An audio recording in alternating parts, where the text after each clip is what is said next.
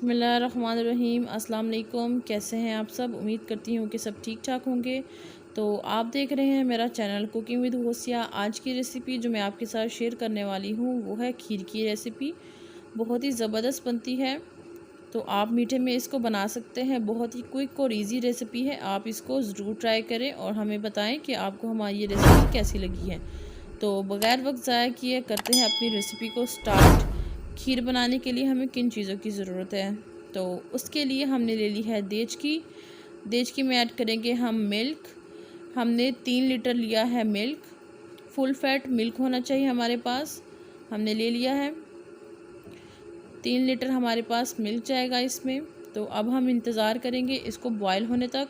जैसे ही बॉयल होगा फिर हम आपको बताते हैं आगे क्या करना है। तो दूध जो है हमारा बॉयल हो चुका है। देखिए जी, इस पॉइंट पर हमने फ्लेम को स्लो कर देना है और लो फ्लेम पर हमने इसको थोड़ी देर के लिए पकने देना है, 5 से 10 मिनट के लिए।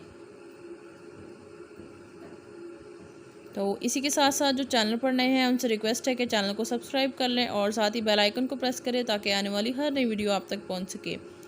तो 5 से 10 मिनट के बाद देखिए जी, दूध थोड़ा सा कम हो चुका है। उसके बाद हमने इसमें ऐड करने हैं चावल हमने लिए हैं 1 कप। चावलों को मैंने 2 घंटे पहले भिगो के रख दिया था, फिर उसको हाथों की मदद से बारीक बारीक कर लिया है। आपने भी इसी तरह करना है। और इसके बाद चावल चले जाएंगे इसमें और हमने चावलों को पकाना है कोई 10 से 12 मिनट के लिए दूध के अंदर। तो जैसे ही चावल कुक हो जाए हम आपको दिखाते थे कि जैसे ही अब देखें साइडों पे मलाई आना शुरू हो गई है, तो उसको भी आप उतार कर ऐड करते जाएं। तो देखिए जी, हमारे जो 10 मिनट हो चुके हैं। देखिए अच्छे से बॉईल भी आ रहा है दूध के अंदर और हमारे जो चावल हैं वो भी अच्छे से कुक हो गए हैं। तो अब हमने इसमें चम्मच चलाते जाना है और साइडों से जो मलाई आ रही है उसको भी इसके अंदर ऐड करते जाना है ताकि हमारी जो मलाई है वो साइडों पे ना जमे, तो अंदर ही ऐड करें और अच्छा सा फ्लेवर आए।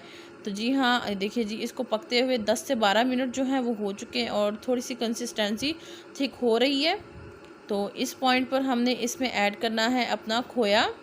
तो उसके लिए हमने 150 ग्राम हमने खोया ले लिया है। ऑप्शनल है, अगर आप डालना चाहें तो डाल लें, तो नहीं डालना चाहते तो इसको स्किप भी कर सकते हैं।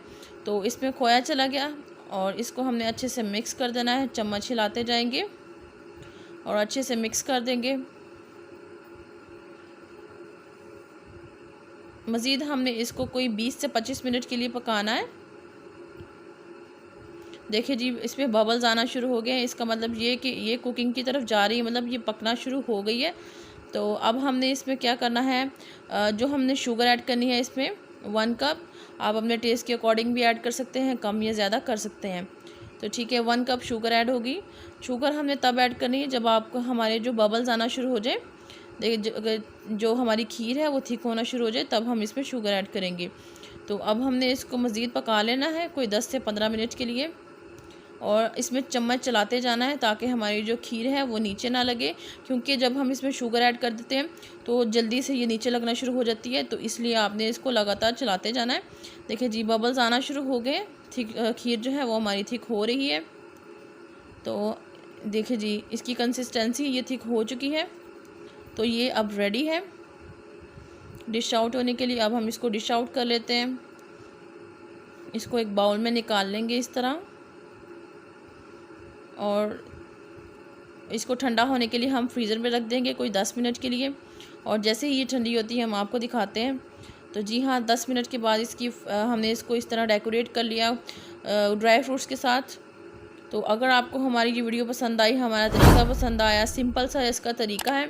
तो अगर आपको हमारी ये वीडियो पसंद आई, हमारा तरीका पसंद आया, तो प्लीज़ वीडियो को लाइक करें, दोस्तों और फैमिली मेम्बर्स के साथ शेयर करें और चैनल को सब्सक्राइब कर दें। साथ ही बेल आइकन को प्रेस करें ताकि आने वाली हर नई वीडियो आप तक पहुंच सके। तो इसी के साथ इजाज़त दीजिए मुझे। नेक्स्ट वीडियो तक दुआ में याद रखिए। अल्लाह हाफिज़। और चैनल को सब्सक्राइब करना ना भूलें। दोस्तों और फैमिली मेम्बर्स के साथ ज़रूर शेयर करें।